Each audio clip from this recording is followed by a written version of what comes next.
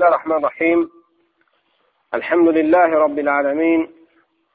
Ve sallallahu ve sellem ala nebiyyina Muhammed ve ala alihi ve ashabihi ecma'in. Amma ba'd. Keçən dərsimizdə qeyd etdik. Qəbirdə soruşulan sual, ölüm, sonra insanı öldükdən sonra gedəcəyi aləm, həmin aləmin adı və insanın dünyadan köçməyinə dair bir çox ibrətlər xatırlatdıq, zikr etdik. Və sonra qəbirdə suallar necə olur və sualdan sonra insanın halı necə olur, o əhvalda danışdıq. İndi isə danışmaq istəyirəm qəbirstanlıqla əlaqəli bəzi əhkamlardan. Qəbirstanlıq insanların dəfn olduğu yerə deyilir. Qəbirstanlıq insanların dəfn olan yerə deyilir.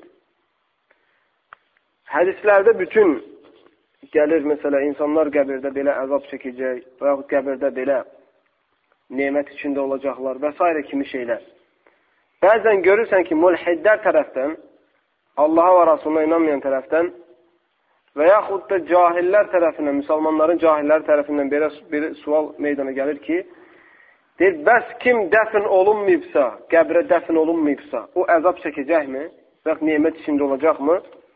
Buna misal dənizdə boğulu bölən, məsələn, balıqlar yemiş və yaxud vəhşi heyvanlar dağıdıb yemiş və yaxud odda yanıb kül olmuş və s. ki, bu insanlar deyirlər, yəni qəbir əzab çəkəcəkmi, yoxsa yox?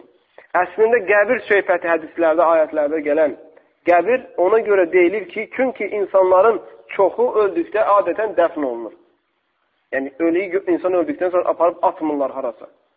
İndi bəzi qeyri-müsəlmanlarda, bəzi, məsələ, Hindistan, Yaponiya, Kitay kimi bəzi ölkələrdə görürsən ki, ölü öldükdə onu dəfn eləmirlər, yandırırlar. Onu yandırırlar ağac, odunla, necə ki, odun yandırırlar.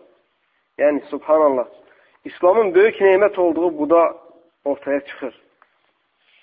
İslam dininin gözəlliyinin əlamətlərindən bir baxın. Ölüyə necə ikram var? Ölü öldükdən sonra insan təmizlənir, qusul edilir, dəstəmaz alınır, sonra onu ağ kəfənlə kəfənlənir, sonra ona müsəlmanlar yığılır, cənazə namazı qılır. Onun üçün dua edirlər, sonra onu gedib cəmaat şəklində dəfn edirlər, sonra dəfinlə gözəl, şəriətə uyğun dəfn edirlər, sonra dəfindən sonra onun üçün dua edirlər. Və hətta onu sonra da belə dualarında unutmurlar. Amma baxın, bu insanlar nə edir? Atası, anasını aparır, ocağın üstə qoyur, onu qabağında gözü görə yandırır. Təsir budadır ki, onların varlılarıdır, bu millətlərin varlılarıdır, tamamilə yandıran ölüyü. Amma kasıbları isə ölüyü bir balaca yandırırlar. Ola bilsin başı yanan, ola bilsin ayağı biraz yanır, ola bilsin yarı yanan, yarı yanmaya. Sonra aparıb götürüb ölüyü atırlar çaya. Orada həmin ölü balıqlara yem olur. Baxın, insanın qəlbi necə daş olur. İnsan, subhanallah, İslamdan çıxdıqda, Allahın dinindən uzaq qaldıqda, yəni heyvan dərəcəsinə düşür.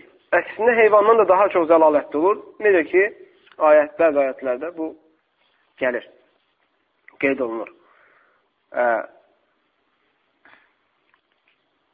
Qardaşların biri, müsəlman qardaşların biri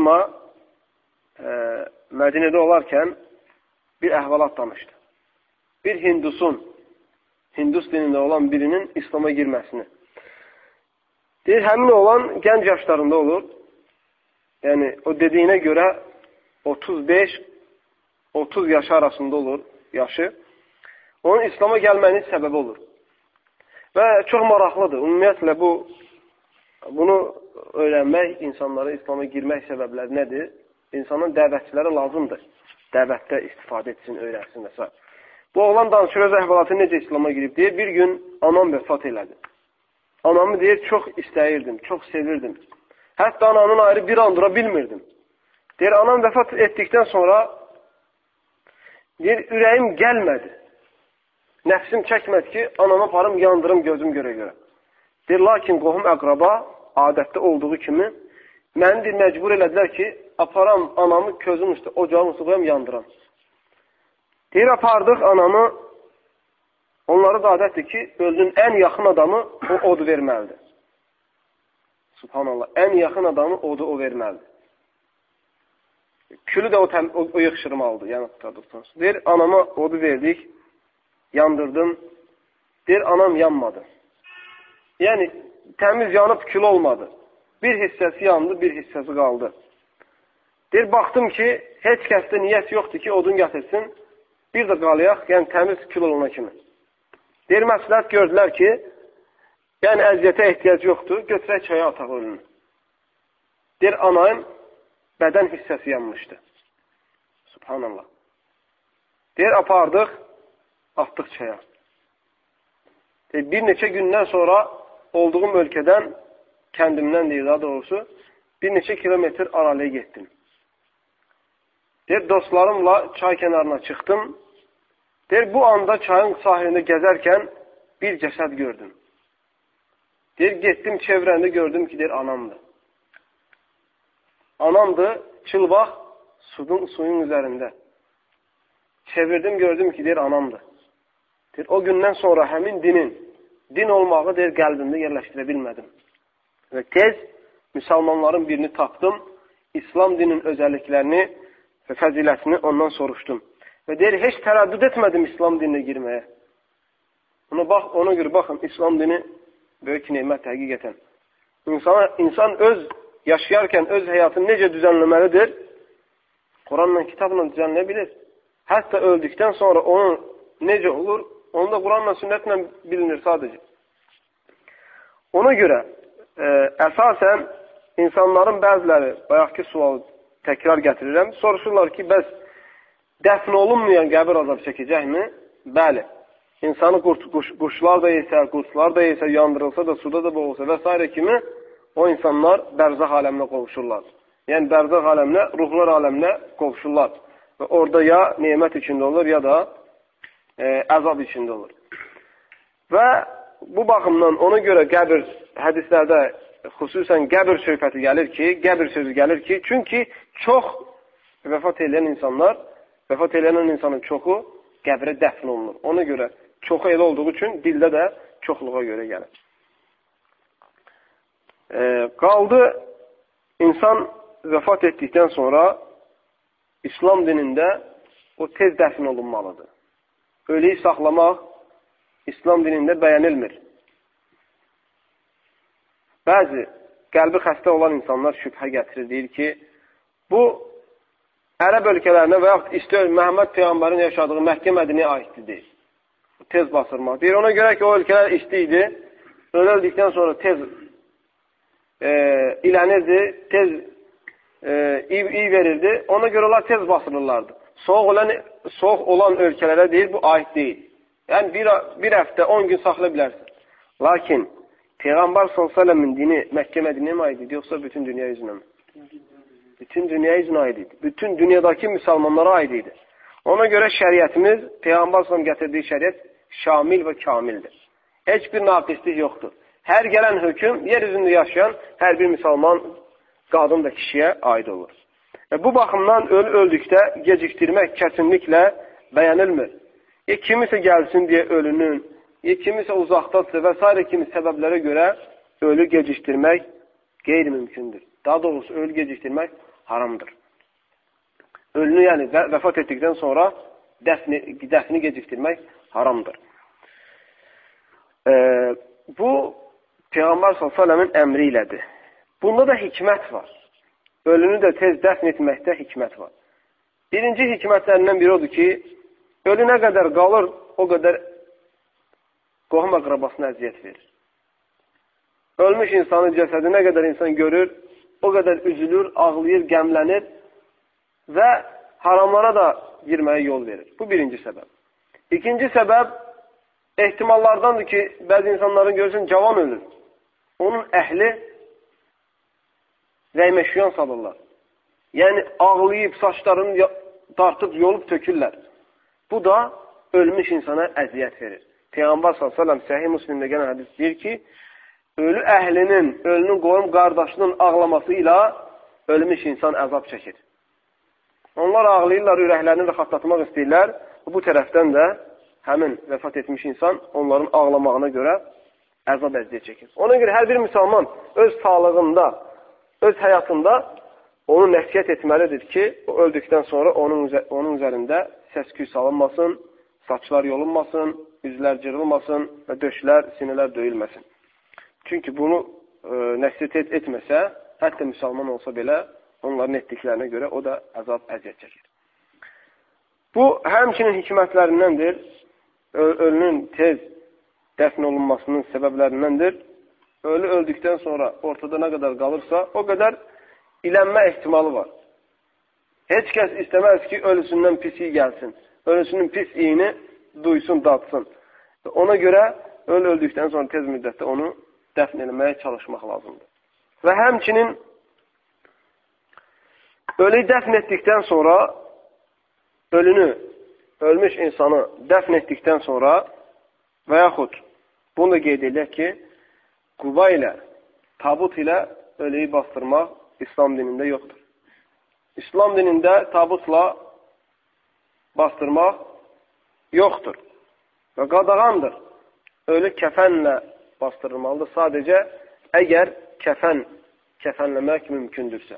Əgər mümkün deyilsə, bacardıqca, bacardığımız qədər ölünü paltar ilə və yaxud parça ilə bürəmək lazımdır.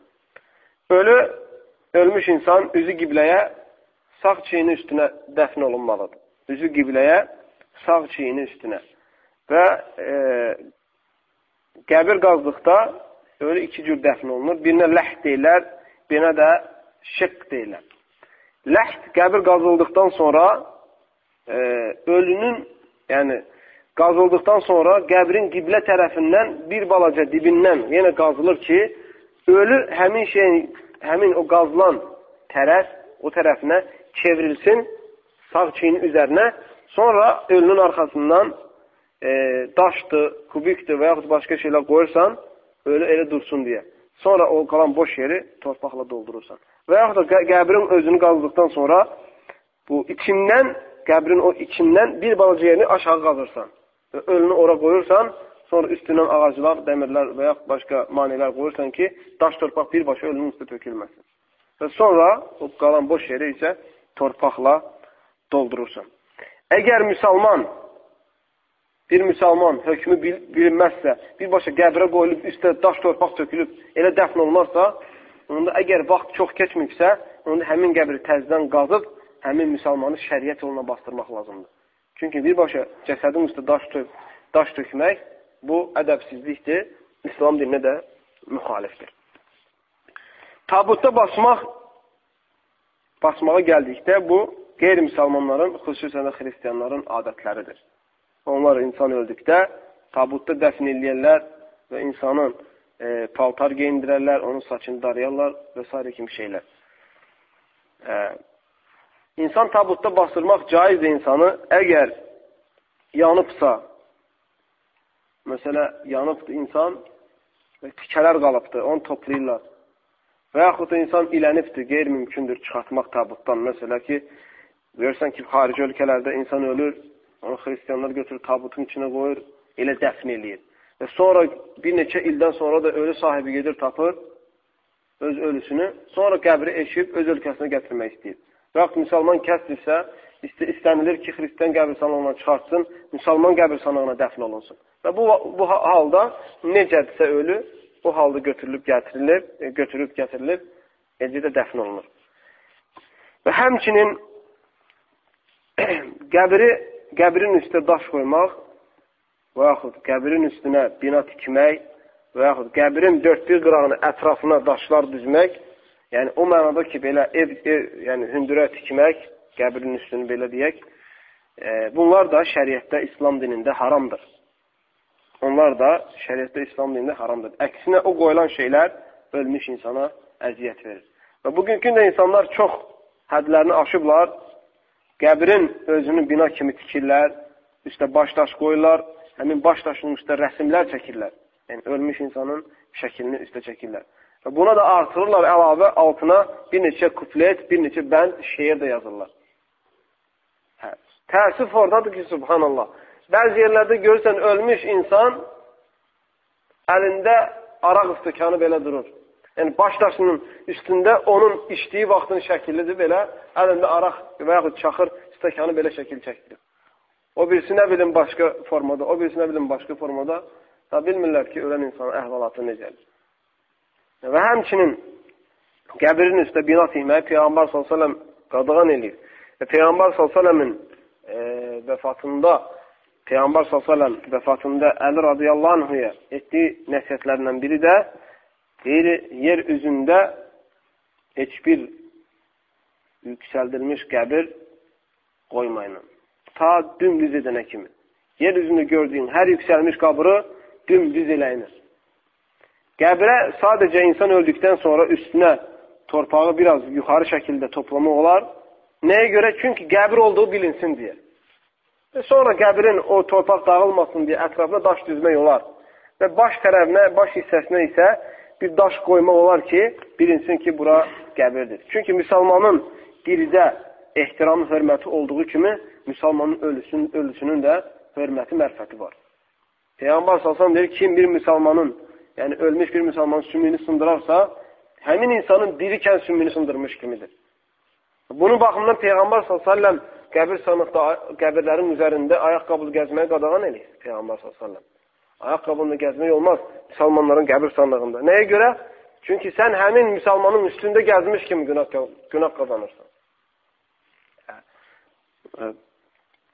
Və həmçinin bugünkü bidətlərdən olan da dəfn etdikdən sonra ölünü ətrafına reşotka dəmir çəkirlər. Yəni yeri mühasirəyə alırlar və istəyirlər ki, o ailə ora dəfn olunsun. Bu da İslamda olan bidətlərdəndir. Əslində çalışmaq lazımdır. Yəni insan ümumiyyətlə qəbri daima tanıması heç düz deyil, məsləhət deyil. Çünki əgər insan salih insan deyilsə, kafir kimi ölübsə, onun qəbrini tanımağında nə faydadır? Yox, əgər müsəlman kimi ölübsə, bir ibadət əhli ölübsə, yenə onun qəbrinin bilinməsində yenə problemlər var. Yəni sən nə bilirsən ki, gələcək nəsil, sən ora onun gedib çox dua eləməyin, onun bağışlanması üçün. Nə bilirsən ki, gələcək nəsildə birdən gedib ondan kömək istəmədiyini. Əsl bütün bütlərə ibadətin meydana gəlməsinin səbəb elə budur. Ona görə ölmüş insanın qəbri nə vaxtsa bilinməməsi daha şəriətə uyğundur. Daha şəriətə uyğundur. Ona görə məsələ heç hansı peyğəmbərlərin qəbri məlumdur. İlla bəzi insanlar müəyyən peyğəmbərlərin qəbrinin filan yerdə olmağını deyirlər. Lakin buna dəlil lazımdır. Və yaxud da hansı sahabələrin qəbri bu dəqiqə məlumdur. İlla bəzi sahabələri deyirlər, yenə ona da dəlil lazımdır. Lakin Peyğəmbər s.ə.v qəbri, Əbu Bakr radiyallahu anh'ın qəbri, eləcə də Ömər ibn Xattab radiyallahu anh'ın qəbri məlumdur. Peyğəmbər s.ə.v evinə dəfn olunub və Peyğəmbər s.ə.v evinə də hər iki xəlifə dəfn olunub. Bu da bilinir. Əslində Peyğəmbər s.ə.v qadağan eləyib qəbrini tez-tez ziyarət eləməyə, bayram halına gətirməyə və s. kimi şeyləri. Lakin Peyğəmbər s.ə.v qəbri ona görə bilinir ki, çünki Peyğəmbər s.ə.v-in qəbri qorunmalıdır. Tarix boyunca kafirlər həmişə hiylə qurublar ki, Peyğəmbər s.ə.v qəbrini eşsinlər, Peyğəmbər s.ə.v cəsədini çıxartsınlar və s. kimi fitnə fəsad törətsinlər. Lakin əlhəmdülillah, Allah Teala buna imkan verməyib. Hətta tarixdə gəlir ki, 2 dənə Yahudi həcə gəliblər riyakarlıq sifəti ilə eşib Peyğəmbər s.ə.v qəbrini çıxartmaq istəyiblər. Yəni, uzun bir məsafədə yerin altı ilə eşə gəlirlərmiş. Hətta o bir gecəlik iş qalıbmış Peyğəmbər s.ə.v cəsədini çıxartmağa. Həmin günü də oranın əmri, Məkkə Mədinənin əmri bu işdən xəbəri olub, gəlib o 2 Yahudini tapıbdır. Və dərhal onlar yaşadığı evlərinin içindən qazırlarmış quyunu. Nəhayət evlərini axtaranda görüb ki, quyu açılıbdır, Peyğəmbər s.ə.v düz qəbrinə gedib çıxır. İkisinin də hökmü Allahın şəriətində necədir, elə olubdur. Və sonra o gündən bu günə kimi, ondan da qabaq yenə Peyğəmbər s.ə.v qəbri həmişə mühafizə altında olubdur, qorunubdur. Divarlar tikilib ətrafında. Hətta bugünkü gündə Peyğəmbər s.ə.v qəbrinin özünü görmək qeyri-mümkündür. Yəni, bugünkü gündə kimsə Peyğəmbər s.ə.v qəbrini gedib necə dəfn olunub deyə və yaxud torpağını, dəfninin torpağını görmək qeyri-mümkündür. Peyğəmbər s.ə.v qəbrinin ətrafından 4 dənə divar tikilib, 4 dənə divar hündür şəkildə, yəni Peyğəmbər qəbri görünmür. Bu da nəyə görə? İnsanların etiqadının qabağını, küfr, şirk etiqadlarının qabağını almaq üçün. Yəni, insan təəccübə gəlir, həqiqətən Məkkə Mədinəyə gedəndə, xüsusən Peyğəmbər qəbrinin yanına gələndə görürsən ki, insanlar var, saatlarca Peyğəmbər s.ə.və tərəf üzünü çevirir, arxasında qibləyə çevirir, Peyğəmbər s.ə.və Allahdan istəyən kimi istəyir. Yəni, əlhamdülillah ki, ölkə, Səud Ərəbistan ölkəsi dəvət əhli qoyubdur, oradakı insanları hikmətlə dəvət etməyə çalışırlar. Lakin bəzən alınmır. Bəzən görürsən ki, onlara başqa-başqa adlar deyirlər və onlardan gən qaçırlar. Ümumən, qəbir sadə olmalıdır. İslam dinində qəbir sadə olmalıdır. Çox yüksəldilməməlidir. Nə üzərində bina, nə ətrafını gül əkilməməlidir.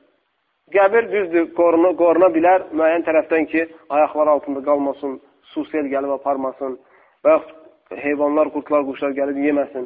Yəni, mühasirə, divarlar arasında ümumi qəbir sanıq alına bilər, mühafaza olunmaq üçün.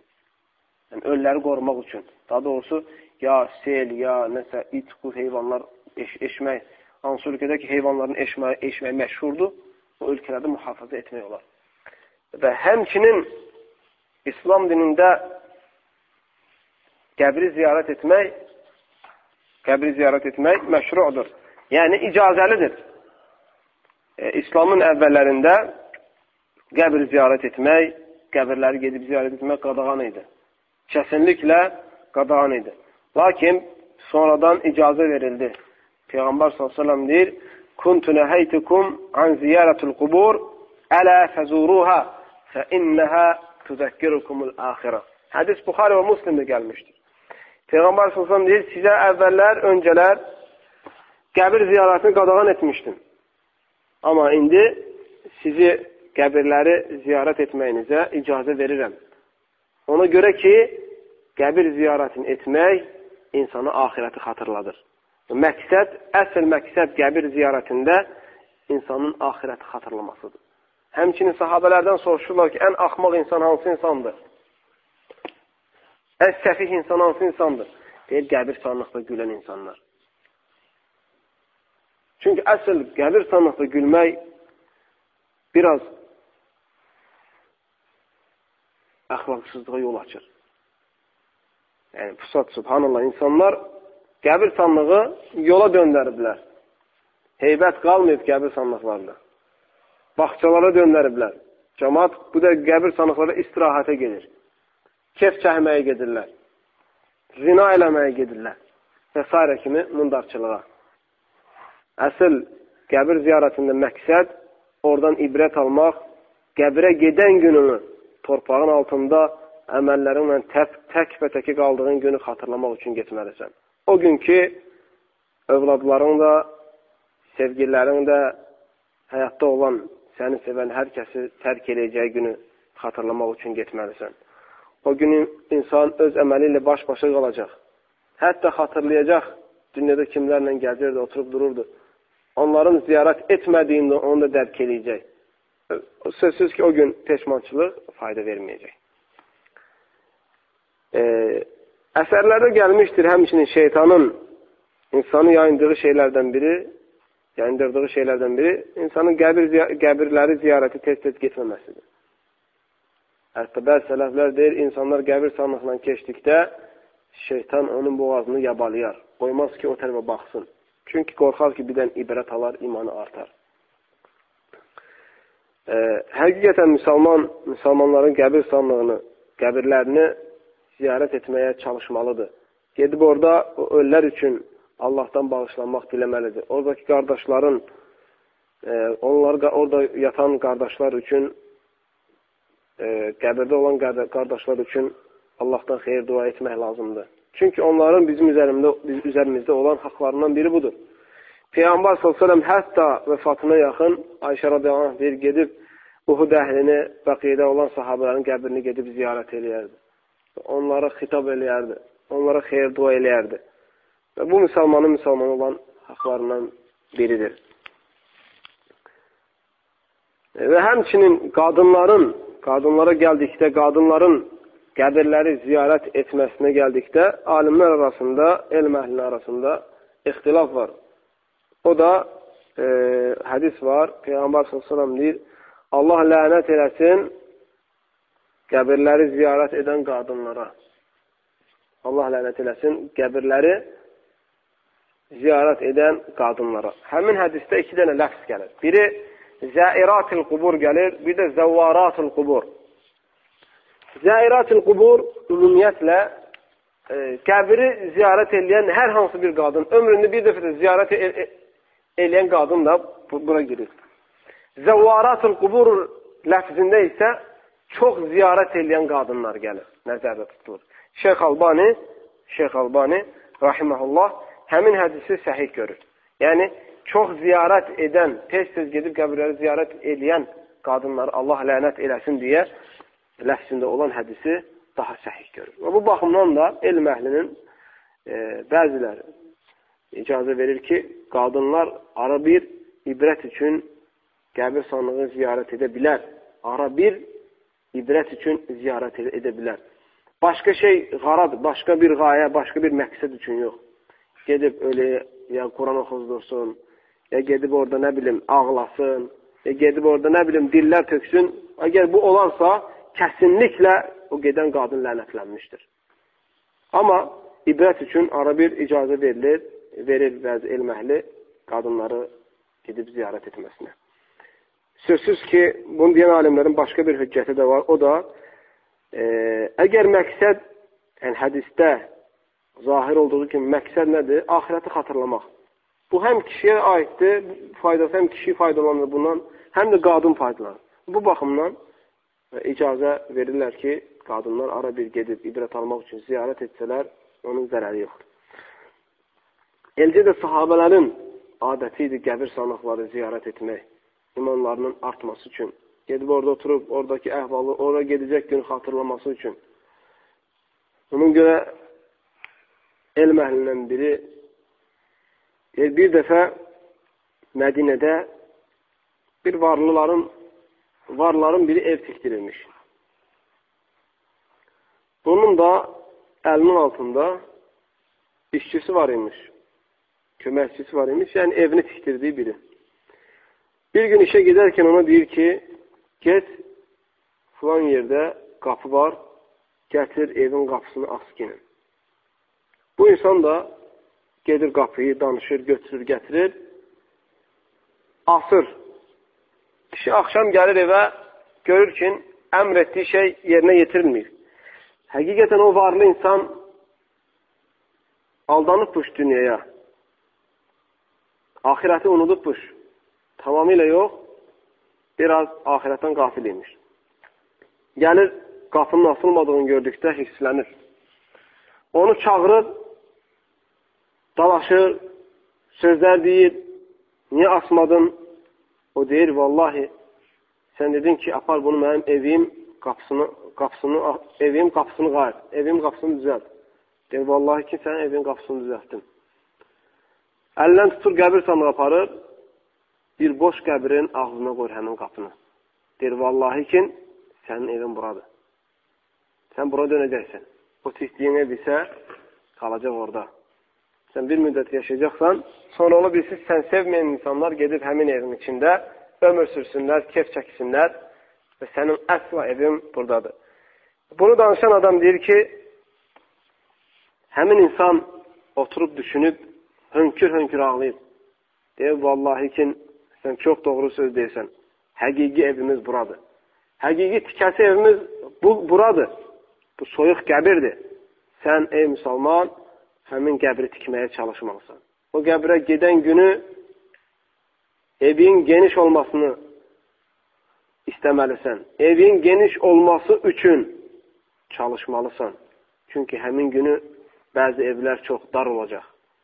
Bəzi evlərdə, qəbir evlərində oturmaq olmayacaq. Qəbir sıxacaq, hətta sümükləri bir-birinin içine keçinə kimi.